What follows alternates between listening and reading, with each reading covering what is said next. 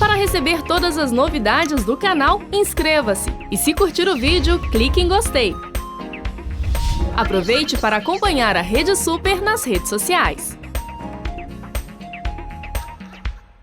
Nós vamos começar perguntando o que é plano de saúde, doutor Irlan? Olha só, principalmente para aquelas pessoas, né, como eu mesmo, que decidiu cumprir a palavra de Deus que diz crescer e multiplicar, né?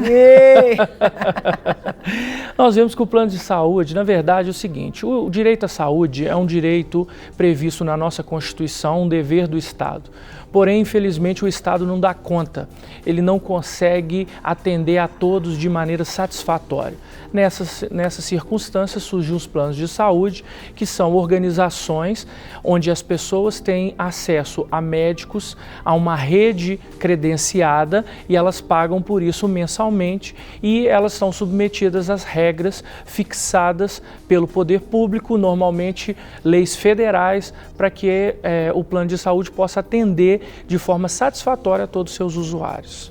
Doutor Irlan, qual seria aí a legislação básica dos planos de seguros privados aí de assistência à saúde? É muito importante falar sobre isso, Carol, por quê? Porque sempre há uma discussão em relação aos planos de saúde, se os planos eles são submetidos ao Código de Defesa do Consumidor. Certo. O Código de Defesa do Consumidor ele tem regras específicas e o plano de saúde nada mais é do que um serviço. Então, por ser um serviço, ele está sim sujeito às regras do Código de Defesa do Consumidor. Além do Código de Defesa do Consumidor, nós temos a Lei 9.656 de 98, que disciplina as regras do código, as regras de atendimento dos planos de saúde. Então nós temos duas legislações básicas que defendem os usuários de planos de saúde e também de seguro-saúde. Entendi. O que é aquele período chamado de período de carência? Boa pergunta, né? O período de carência é aquele período entre a assinatura do contrato e a possibilidade de utilização do contrato. Você tem dentro da carência algumas situações que você pode ou não utilizar o plano naquele período. Então, assim, desde coberturas a partir de 24 horas a coberturas até maiores, no caso de 180 a 300 dias. Isso tudo precisa necessariamente estar estabelecido no contrato. E qual que é o período de carência que pode ser cobrado aí, doutor Irlan, nos contratos aí do plano de saúde? Então, a lei estabelece 3 tipos de carência que já estão fixadas, que são o seguinte: 24 horas para urgência e emergência. Então, se a pessoa está com alguma necessidade e dentro de 24 horas é uma urgência, é uma emergência, ela pode sim utilizar o plano.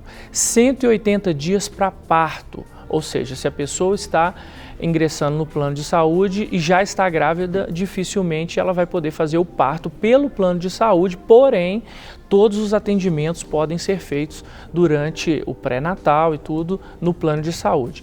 E tem também uma carência de 300 dias para cirurgias específicas.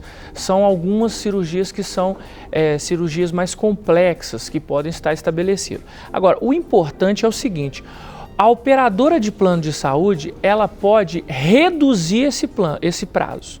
Ela não pode aumentar o prazo, mas reduzir sim.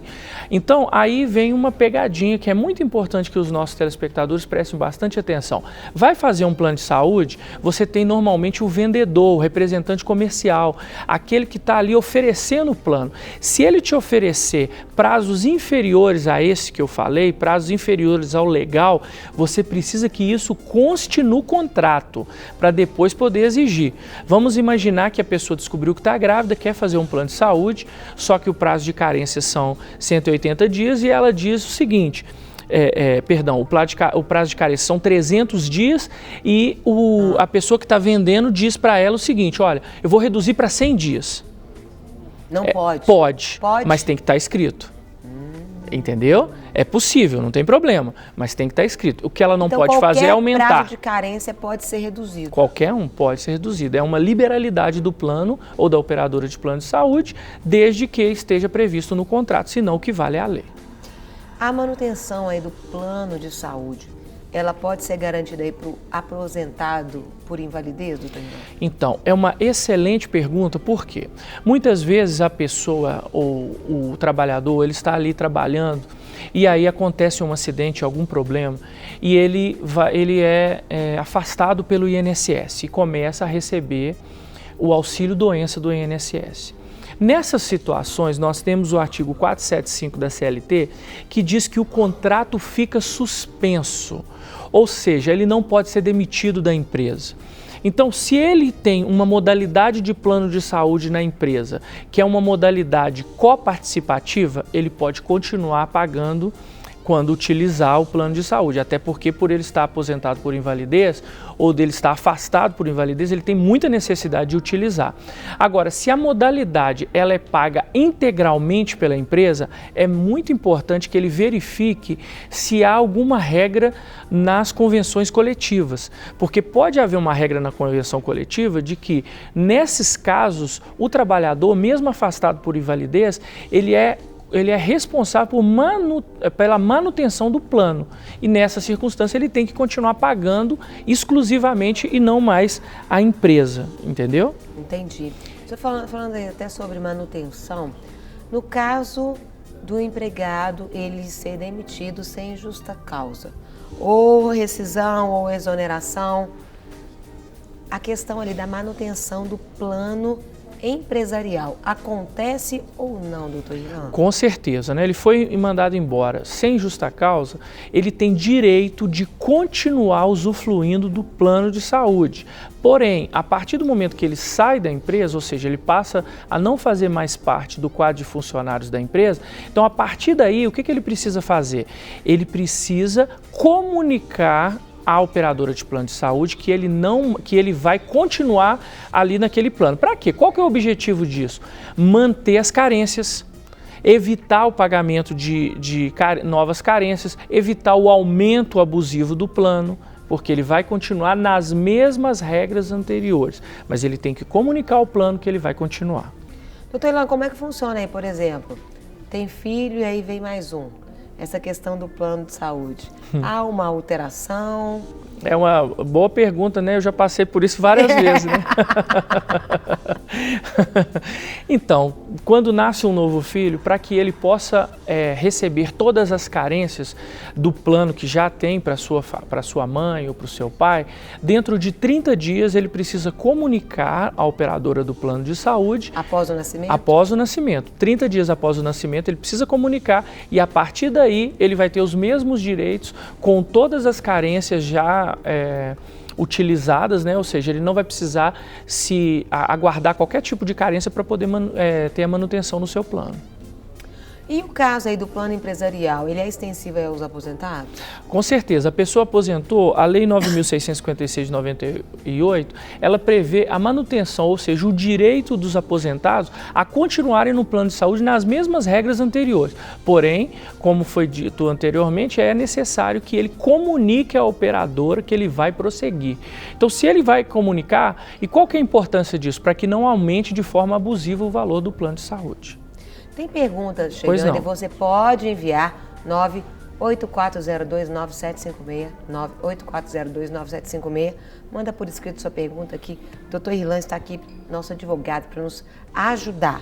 Qual que é a situação daqueles aposentados que não contribuíam para o pagamento do plano de saúde porque a empresa pagava integralmente o benefício? Então, é interessante que muitas operadoras nessa situação, quando a empresa pagava tudo, e ele aposenta, elas negam o atendimento, né? Mas o artigo 31 da Lei 9.658 diz que ao aposentado que contribuir é assegurado o direito de manutenção como benefício, ou seja, ele não contribuir, elas utilizam essa regra. Porém, os tribunais têm entendido que se o aposentado, mesmo que não contribua, que ele deseja manutenção do plano de saúde, ele precisa comunicar isso formalmente para a operadora de plano de saúde e ela é obrigada a aceitar. Se ela não aceitar, o único caminho é o judicial, ou seja, entra com uma ação, pode ser no próprio juizado, não há necessidade da participação de um advogado e você consegue sim a manutenção do seu plano de saúde, mesmo tendo sido aposentado, sem que nunca contribuiu para o plano. E aí até sobre manutenção, tem prazo determinado para a manutenção do plano de saúde no caso empresarial de ser exonerado ou rescisão sem justa causa? Então, nesses casos, tem um prazo sim. O prazo é de 30 dias para que a pessoa possa solicitar a manutenção. E ele pode continuar por, no mínimo, 24 meses. Então, ele tem um direito sim de ter a manutenção daquelas condições que ele estava, no mínimo com 24 meses. Isso se aplica muito à questão do valor do pagamento do plano de saúde, não em relação às carências. As carências ele vai continuar tendo direito a não ter que utilizar das carências para qualquer procedimento médico. Doutor Ilan, há diferença de valor de plano se for homem, mulher? Ou mais velho, mais Isso. novo? Normalmente, Carol, quem fixa os valores dos planos de saúde é a ANS. E a única regra que existe para discriminar, ou seja, para estabelecer quais os valores que são para homem, mulher e tudo mais, é só a questão da idade, faixas etárias. Okay. Você não pode discriminar porque é mulher, porque é homem, não existe Gênero, isso. não. Não, gênero não, apenas faixa etária. E hoje aí, nós estamos tendo aí muita questão de dengue, infelizmente zika, chikungunya. O plano de saúde ele pode negar aí a dar atendimento, realizar os exames referente a essas questões? Então, isso tem acontecido muito, infelizmente, alguns planos de saúde têm se recusado a bancar, a pagar os exames relativos a chikungunya, zika, dengue, e a ANS é específica e diz que há obrigação dos planos de saúde de arcar com esse pagamento. Então, se for negado, é preciso que o consumidor, que o usuário do plano de saúde, ele justifique, ou seja, ele tem um comprovante de que isso foi negado para que ele possa tomar atitudes em relação a isso. E, doutor Ilan, no caso aí, por exemplo, o plano vem a recusar aí a cobertura dos procedimentos. E naquele desespero, a pessoa vai lá e paga. Isso. Pode ter reembolso disso? Como é que funciona isso? Com certeza absoluta. Existem algumas modalidades de plano que já trabalham dessa forma, ou seja, você utiliza o plano, você paga pelo plano e depois você tem o reembolso, já utiliza isso. Mas no caso de negativa do plano, qual que é a orientação?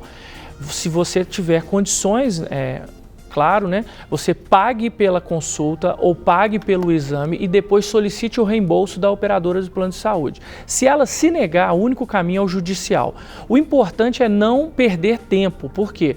Porque todas essas doenças elas podem ser fatais, não é? Então, se está com algum sintoma, mesmo que a negativa, faça o exame, pague e depois entre na justiça. O importante é sempre exigir os seus direitos, né? Muitas vezes nós abrimos mão do nosso direito e deixamos para as outras pessoas julgarem aquilo que é melhor para nós, mas cada um de nós sabe o que é melhor para si mesmo. Então, exija os seus direitos, cobre os seus direitos, procure saber, não simplesmente aceite. Por quê? Porque as operadoras elas estão num vácuo do Estado, o Estado não consegue manter, então elas estão ali utilizando como parceiras do Estado. Então, se você não está conseguindo utilizar o plano, ingresse com ação na Justiça, peça o reembolso, eu tenho certeza que você vai exigir corretamente o seu direito. Para receber todas as novidades do canal, inscreva-se e se curtir o vídeo, clique em gostei. Aproveite para acompanhar a Rede Super nas redes sociais.